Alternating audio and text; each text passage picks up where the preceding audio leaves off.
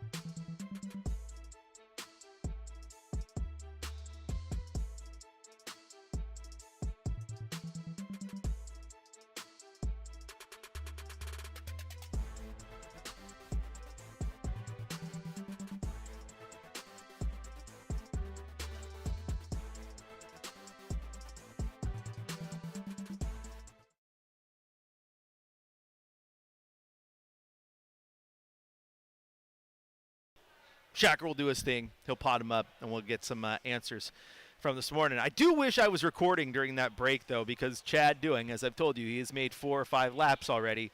He had stopped right in front of the table and earmuff Shacker if you're looking for spoiler-free content. But Chad is right here watching the Broncos game, watching that final kick. It goes through, Broncos win. I have never seen that man jump so high.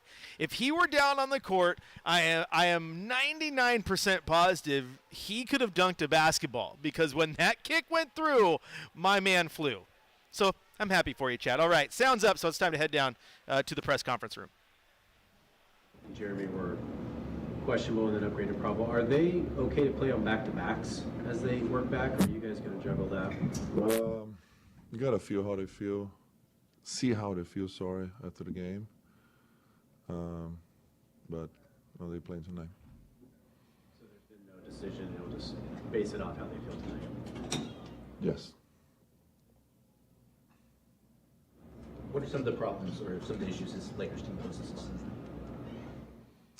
Well, it always depends who is playing, right? Like, I think Austin Reeves at the first games was a very dangerous player, was playing at a high level. Of course, he's not playing tonight. Doncic's not playing tonight.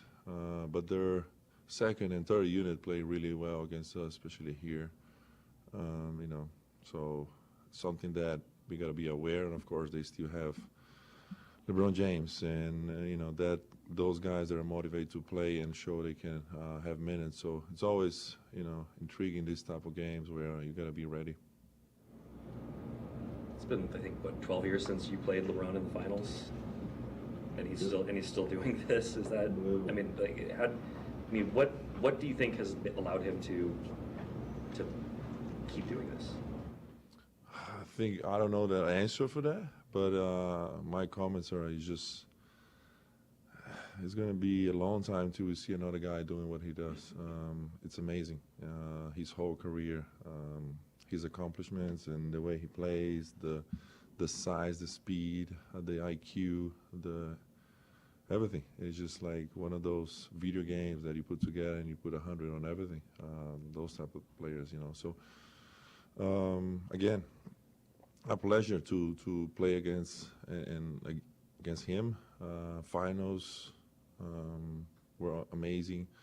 I experienced that, lost and win, and also now be able to coach against him. One of those players that I'm gonna tell my kids and grandkids. I play and coach against him. So amazing. Yeah, you've gone through like several iterations since then, right? Like it's like you've kind of found your life after basketball, coaching, and he's still doing the same thing he was doing 13 years ago. Yeah, no, it's amazing. He got to the league early, and in 23 years, a lot of things happen in 23 years, and he's still doing it. So remarkable. Yeah, I'm asking with all due respect, but how's it affected your life being on the other end of that block by LeBron in the finals? It's something that gets brought up a lot. Not really bad. A lot of people think that my career ended there, and that's not true. That's what the fans are saying, and I respect that. But, it's just a play. Of course, a spectacular play that he did.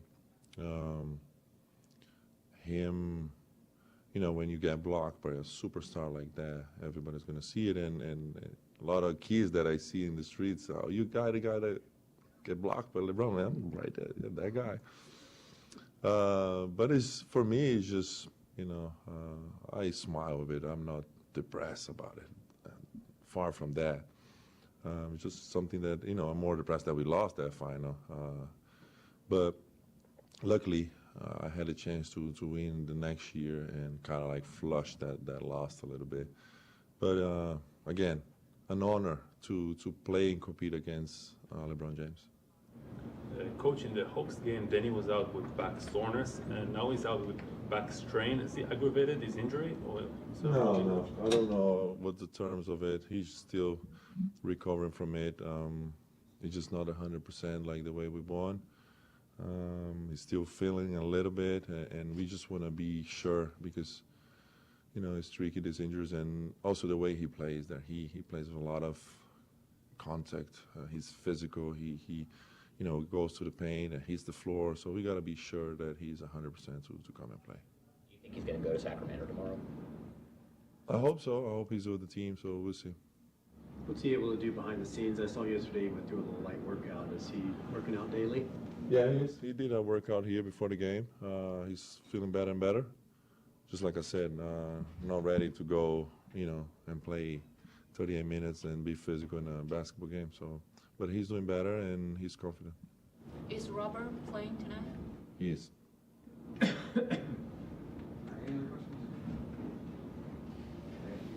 you. And there you hear from head coach Tiago Splitter. And always fun to know that your coach has, been dunked on by LeBron James. And it is kind of funny to think some of the guys that are still in the league that he's had a chance to play with. And now he's got a win over his former teams, too, as well, which is nice. Not too bad. Not too bad. All right, Air Weldon says big test tonight, and I think that is absolutely true. And then Michael says aloha from the big island of Hawaii. Very nice. Well, the big island, I am on the airwaves back in my homeland. I'm a fan of that. Thank you so much. Where at in the big island? My family is from Hilo, so I love the big island. That's my jam. Unfortunately, I never got the chance to live there, but my grandparents sure did.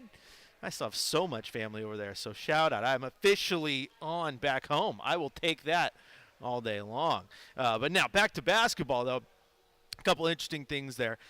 This is something we were talking about earlier in the show, and we didn't know what that answer would be when it comes to health. But with the back-to-back, big question if Drew Holiday and Jeremy Grant will play, and that is something Coach Tiago Splitter said.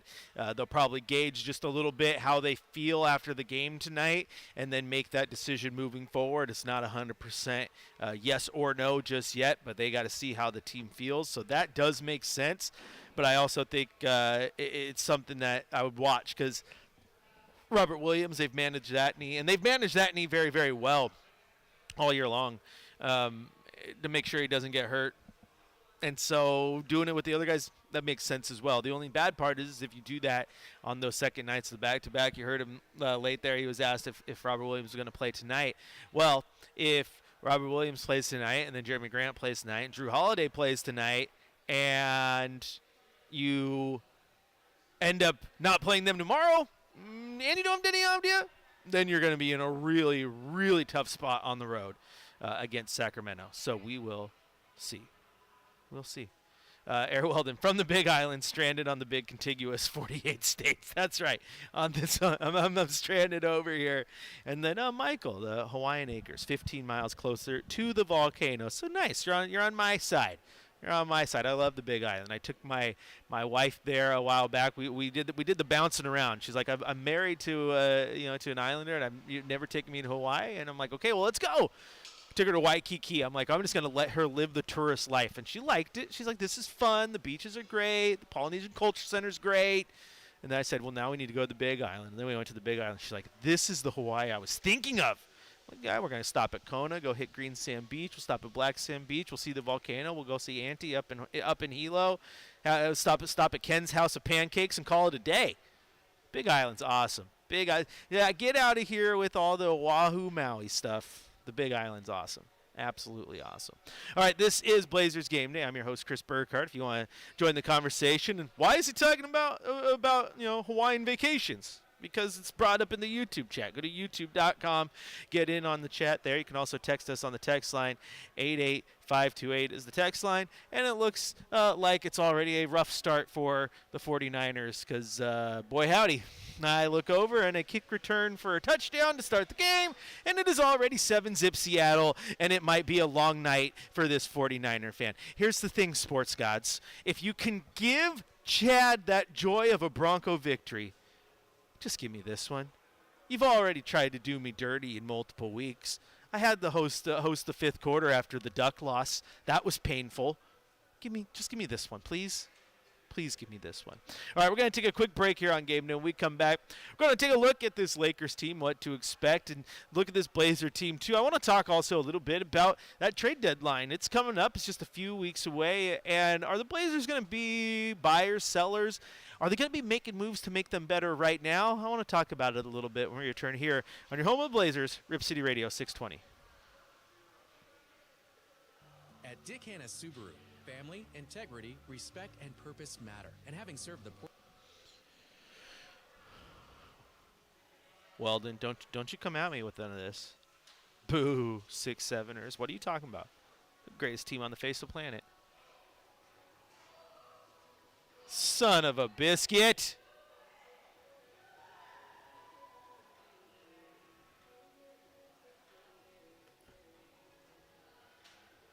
Are you watching this game? Oh my God, they might call this a fumble. If that's a fumble, his arm was starting to go, but I don't know. That's right on. Oh my gosh, guys. I'm going to crash out.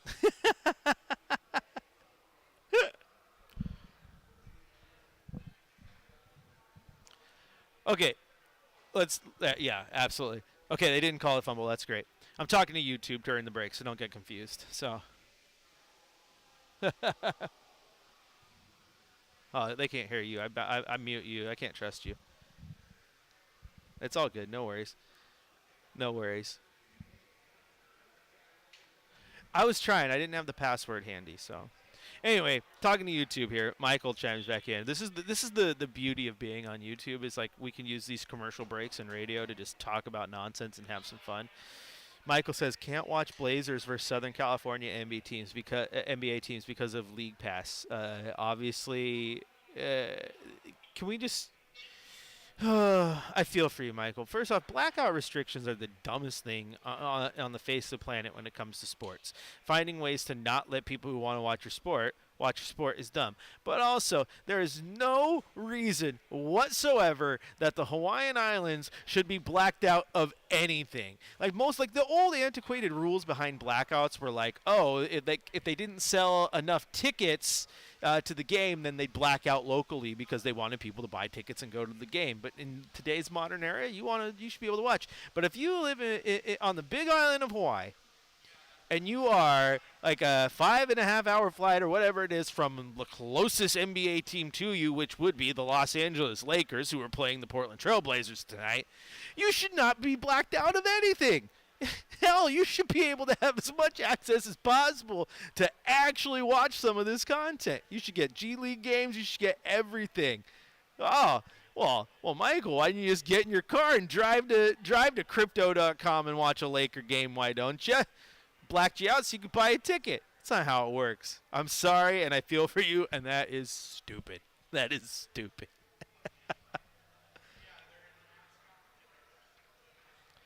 All California teams, according to Shacker. That is dumb. Sacramento, noted hometown, Honolulu, Hawaii. Come on.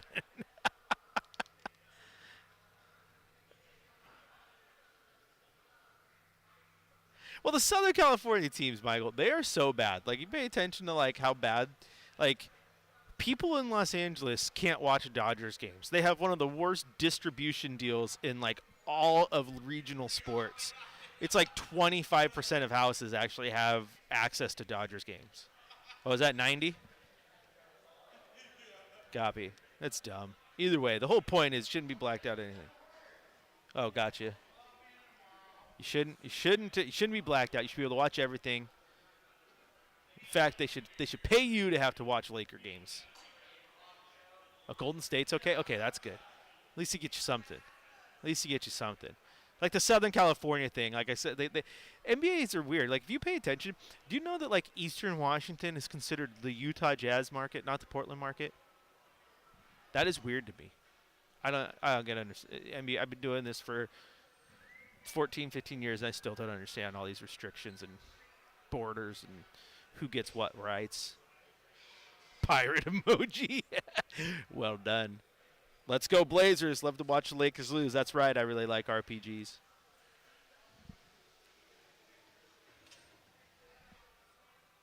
We're almost back. If I'm not talking, not ignoring you, just waiting for the actual cue to be back live on radio here. The only bad part about Michael joining this chat is I really want Ken's House pancakes now. Like, I really want some. Gosh.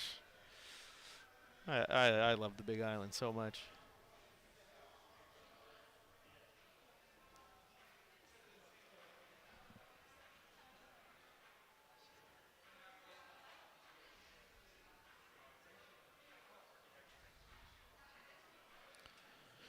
Welcome back into Blazers Game Day. Chris Burkhardt here with you, getting you ready for Blazers versus Lakers here on your home, the Blazers, Rip City Radio 620. I'm also trying to multitask, watching my San Francisco 49ers take on everyone else's Seattle Seahawks, so I'm the lone man here. We have avoided full-on catastrophe, only minor catastrophe, as the 49ers allowed the opening kickoff to go for a touchdown. They're going for it now on 4th and 1, which is a big risk, and they totally bungled it, and Seattle's defense stands. They take over on downs. It's going to be a long night for my 49ers. I can tell you that right now. Don't think it's going to be a good night. All right, I wanted to talk a little bit about some trades right here. About this team. We're getting a couple chatters too. Michael says don't think the team should trade anyone. And you know what? Here's the thing. I don't know what they're going to do at this trade deadline, but I want to point out that I don't necessarily think, like, everyone looks at how this team stands right now and how they've competed this year, and people look at trades for this season, and I don't necessarily think any trades that they make right now need to be a trade that helps them immediately. So this team needs shooting, that is for sure. Ball handlers will be great. Of course, that changes when you get Scoot Henderson back, but I don't think you need to go into the deadline and look at the players that are available and only look for guys that can help your team right now, because right now is completely different than next year. Keep in mind, I think when you do trade, you gotta make sure that those guys are going to be fits with Damian Lillard, who will be back in the lineup next year. That's going to change a lot. I've talked about how one thing this team is missing is a guy with gravity and a guy who can shoot the ball and keep defenses honest. Well, guess what? That's Damian Lillard for you all day long. So they do have that guy on the bench, which changes some stuff. I think what they need is they need to try to find someone maybe locked up for a couple more years, but they need someone who's versatile enough to play multiple positions on defense and can just be a knockdown three-point shooter. Those things will help them. And again, those things will help them now. They will help them in the future too. Who you trade to get that is the question mark. Now, I look at how this team's built, and I really do like Jeremy Grant as the sixth man. He's been great all season long when playing. Granted, he's bounced between starting and then off the bench just because of the different injuries. But if that's something he could buy into, he's perfect for that role. He does play good defense. He can stretch the floor because he can shoot. There's a lot that he does right. Still, I understand the crowd that wants to trade him. You still have Drew Holiday and all these other pieces who I think have value. Robert Williams, Matisse Thybulle is another one that you could see where you can get with him, where you're going to offload him or not. But the thing is, you just need guys who could shoot, and you need big bodies. There's been a couple games where this team's just been outsized, and it hurts them a little bit. And there's been games where they just have no one who can shoot, and that hurts them a lot. So that's what you need to look at this trade deadline. And I don't know who those names are, but there's guys out there that I know that can help you. The other one that you start to see rumored, and Portland gets thrown in here simply because people know that Portland is probably going to try to be a buyer at some point. At some point, they're going to try to be a buyer. And you look at New Orleans and what they do. And I think if you're the Blazers, like, you got to be willing to maybe part with some assets that you otherwise wouldn't want to if Trey Murphy's really on the table. Because that guy, he can do a lot on both sides of the ball, would fit in with this roster really, really well. Those are the type of things you need. That's what you need. And I think with shooting too, if you just got a guy who at least even has a base, you could teach a guy to shoot. Just give me someone who hits better than 30% every single night, and hell, just get me someone I can put in. Who can hit free throws in the clutch, and I just want to start scouting who is the best inbounds passer, because apparently that is a struggle for the Blazers as well.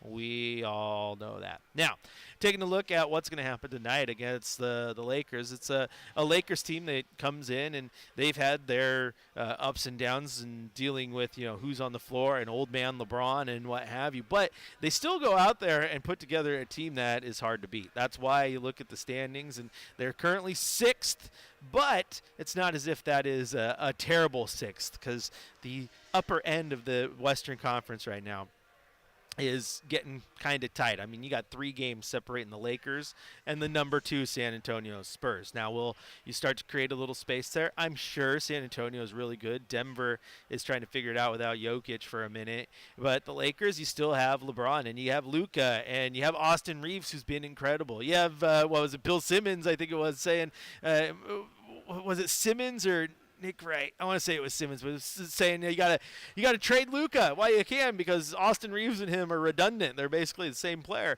Well, the Lakers are an interesting squad right now, because sometimes I scratch my head with a team that has so much good top end talent. Like Luka Doncic is great, and LeBron is great, and Austin Reeves has been absolutely incredible. But just the way that the team is constructed and how they bounce off each other and how they play is not great. Also, Luka Doncic out tonight. So has anyone ever avoided playing in Portland more than Luka Doncic? Remember, he didn't play for a minute there in Dallas. He gets traded. Portland was the very first game on the road for the Lakers. He didn't play, and he's afraid of Toumani Camara. I think that's got to be it. He's afraid of Toumani Camara. But this Laker team, over their last 5 games, they're 1-4, and those losses haven't been great. I mean, they lost to the Bucks, who have not been good this season. They lost to the Kings, who have not been good this season, and in their last game they got dominated by the Charlotte Hornets, who have been atrocious this season. Charlotte is currently 15-26 and 4-6 in their last 10, so that's how they've managed to find a couple wins. But they are just not a good basketball team either, and in that last matchup they went out there and they just dominated the Lakers 135-117. And that was a game that Luka Doncic did play in. That was a game that LeBron James did play in. Luka Doncic had 39 points in that game. He did have 4 assists and 3 rebounds as well. LeBron James had 29 points. Every single starter for the Lakers was in double figures. But the Hornets had 3 guys with 25 or more points, led by LaMelo Ball, who had 30. Brandon Miller had 26. Miles Bridges had 25, and they were able to just out-duel the Lakers. Big part was the second quarter, where they outscored the Lakers 34-16. Then Charlotte dropped 40 points in the third quarter, and they ran away with this one. So the Lakers team has holes. Now, you go back to what Tiago was saying a little bit earlier about LeBron James and how we may never see a guy do what he does for this long ever again. Like, that is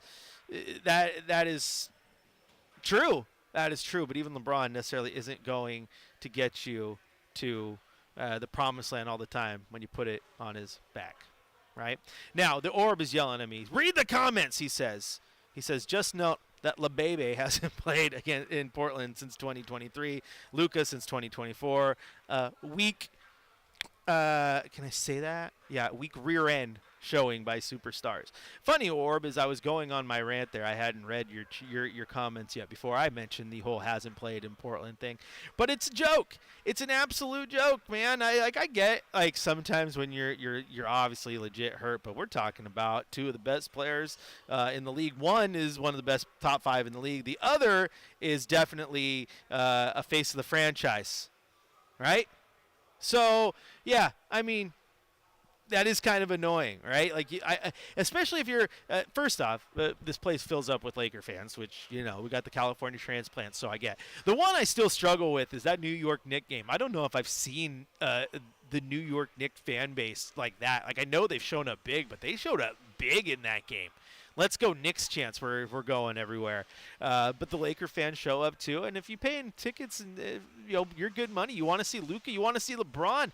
Hell, I want to see LeBron anytime the Lakers come to Portland, because you don't know, for all the crap we give him when we talk about Michael and LeBron and etc. Like, I want to see LeBron because you don't know when it's going to be the last trip he takes to Portland. At least with, like, Kobe, you knew he had the farewell tour, and you got to see him. Like, LeBron might be the one who just goes out one day. And you're like, yep, he retired. You didn't even know it. However, I take that back because I think not getting a massive farewell tour so that all eyes were on him would be the most anti-LeBron thing of all time. So, you would probably know. At the same time, like, you want to see the best. It's like unfortunate when he was hurt, and so it was a legit miss. But it's unfortunate that San Antonio comes to town last game and, like, you don't have Wemby. Like, I want to see one of the best players on the planet.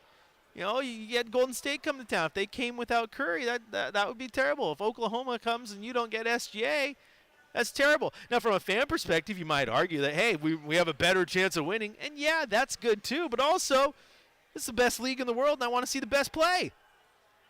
We're getting people to agree with me, too. He will absolutely do a farewell tour. I'll do a farewell tour, and then after the last game, they'll hold a concert down there at Crypto.com, invitation only. But even if you get invited, you still got to buy a ticket, and all eyes on him. ESPN will air it. It'll be the decision, then the end, and be sit-down interviews, and it'll be it is what it is. LeBron's a little bit different, but I get it. Like I said, people debate all the time. Are you team LeBron? Are you team Michael? Oh, LeBron is the only guy to do this at age 40. Yeah, well, Michael Jordan had a pretty good year his final year in Washington. The dude just didn't care anymore. Like, LeBron is still out here trying to win some championships. He wants to see what he can do with the Lakers. He wants to leave that legacy. Michael was like, yeah, I'm playing for the Washington Wizards, guys. Think about that for a minute. That guy could have proved at any moment that he was still one of the best in the league. I mean, he was still pretty good. Go look at his box scores from that year. He still knew how to score. He still knew how to do it. He was still Michael. He's just, like, going through the motions and still a top player in the league. And LeBron is, like, no different. Like, we dog on LeBron all the time. LeBron is absolutely a GOAT. Now, for me, I'm team Michael. The way that teams scouted for him, the way he played, the mentality. Like, everyone talks about the Mamba mentality. Yeah, well, Kobe based the Mamba mentality off the way Michael Jordan approached the game of basketball. I think Michael Jordan's the greatest of all time. I really do. I think if you think LeBron is the greatest of all time, you're wrong, but you're not stupid because you have a very, very legit conversation. I just want to see him play. That's my point we're making. I want to see the best play. I don't want to see him sit out all the time. Luka out here just dodging the Blazers. Come on, man. You should mandatory. You have to suit up and play next time. Otherwise, you're fine. That's what I'd do if I was commissioner. Make it happen. Make me commissioner. This is Blazers Game Day, where I try to get you ready for Blazers Lakers. Instead, I just go on half-baked rants about superstars not playing, thanks to the YouTube chat getting me off the rails. That's what they do. They're good at it. You guys have good comments. We talked about Ken's House of Pancakes. We've talked about getting into Hawaii. Crazy blackout restrictions on League Pass. Now we actually got to talk about the game, and we'll do that after we take a quick break. Because when we come back, it's time for the keys to the game. What exactly, X's and O's basketball reasons, do the Blazers need to do to get a victory over the Lakers? I will tell you when we return here on your home of the Blazers, Rip City Radio 620.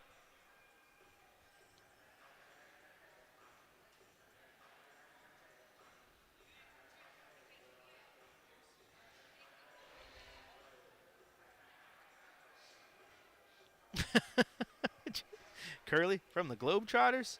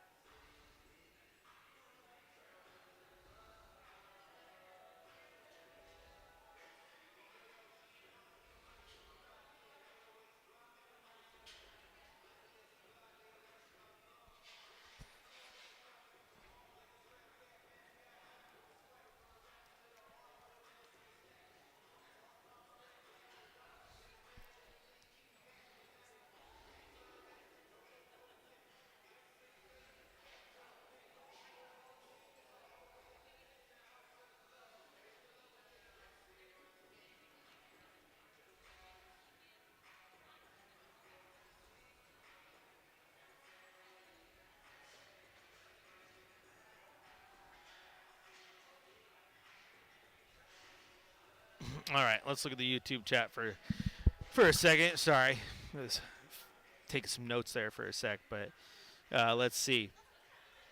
Klingon versus DA should be good. Should be good. It's been good before. DA will probably have a good game. He tends to try to show up against his former teams now and then, prove what they did wrong.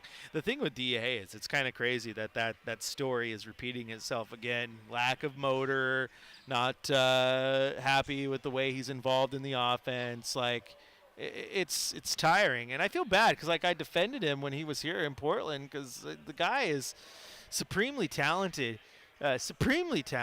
But man, I don't know why he just can't get out of his own way. Speaking of getting out of your own way, I am about to give up my football fandom because I swear to you, this 49ers team is trying to do their best to just absolutely get boat raced here in Seattle. Was that Tunges fumbles it, and Seattle gets it. They already have a 10-0 lead, and they have the ball near midfield. Yikes. Yikes. Is Ayton ducking? I thought he was day-to-day. I didn't see he was officially out. He was questionable. Let's see. So it's one thing that's annoying is sometimes these injury updates don't get updated quick enough. But let's see what we got for Ayton. The whole Lakers team dodging. Whole team dodging.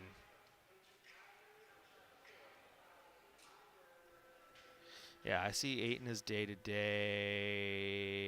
Oh, there's one report that says they're out. Oh, he was downgraded out a few minutes ago. So thank you. Thank you for that, Weldon. Thank you. Yeah, last I checked, he was still questionable, so I appreciate that. And I see the latest update. You guys are awesome. That's why I keep the chat on.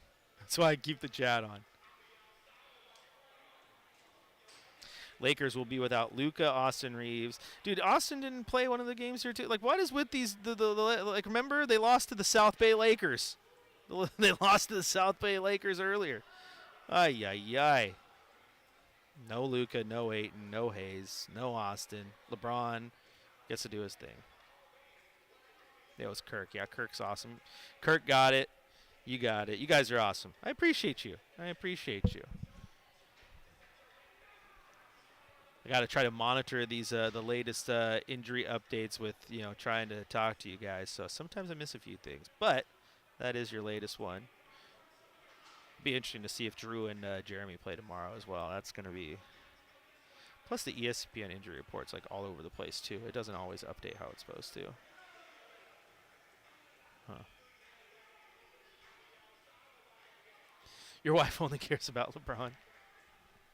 Fair.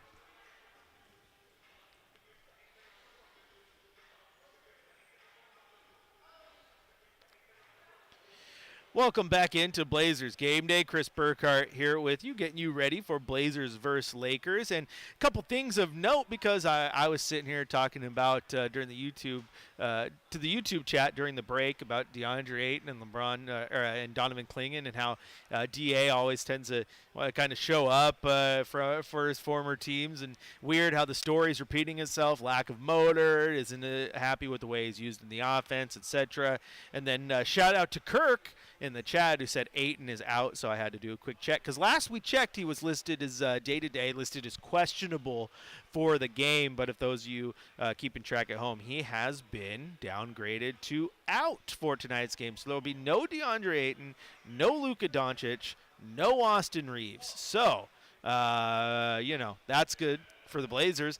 Jackson Hayes is still out as well, so the Lakers are missing their big men. So back to the original point that Michael was making in the chat about DC versus DA. Well, guess what? It'll just be nice to see DC versus the undersized Lakers. So quick keys to the game without even looking at the stats. You guys know me. I always like to look at the NBA stats, kind of break down what other teams do well, how the Blazers can exploit that. I think automatically when you don't have two of your big men in there, this game is ready-made for Donovan Clingan to thrive. You need to get Donovan Clingan involved. He needs to be super, super, super aggressive on the glass.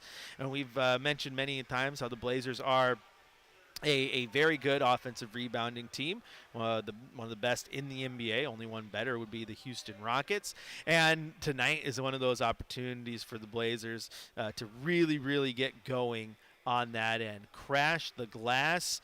have yourself a day. Think about it. If you don't have a guy like Jackson Hayes, who is a big body, you don't have a guy like DA, who we all know can play well on that side when he wants to, you're going to miss out a ton on the rebounding side of the ball. And the Lakers are already coming into tonight's game. And keep in mind, you have Luka, too, who can be a triple-double machine.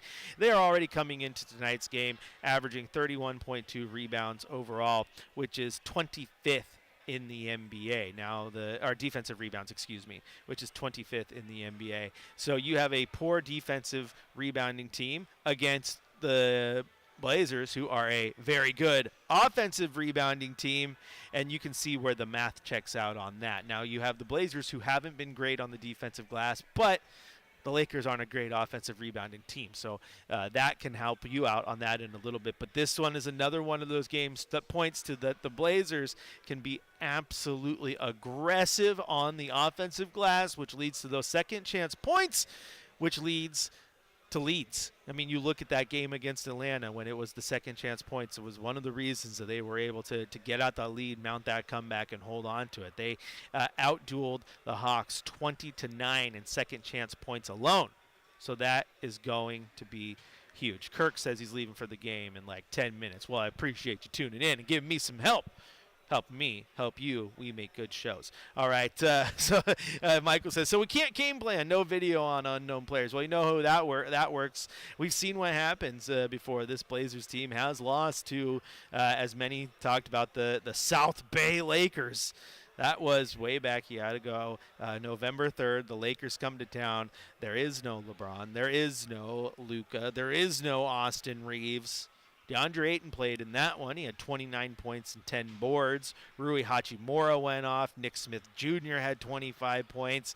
The Blazers were led by 33 points from Denny Avdia, 23 from Shaedon Sharpe, and only Jeremy Grant and Tumani Kamara were in double figures as well. They struggled. The Blazers shot 22.5% from beyond the arc that game. 9 of 40. Meanwhile, the Lakers only made 9 three-pointers as well, but they only took 23 of them.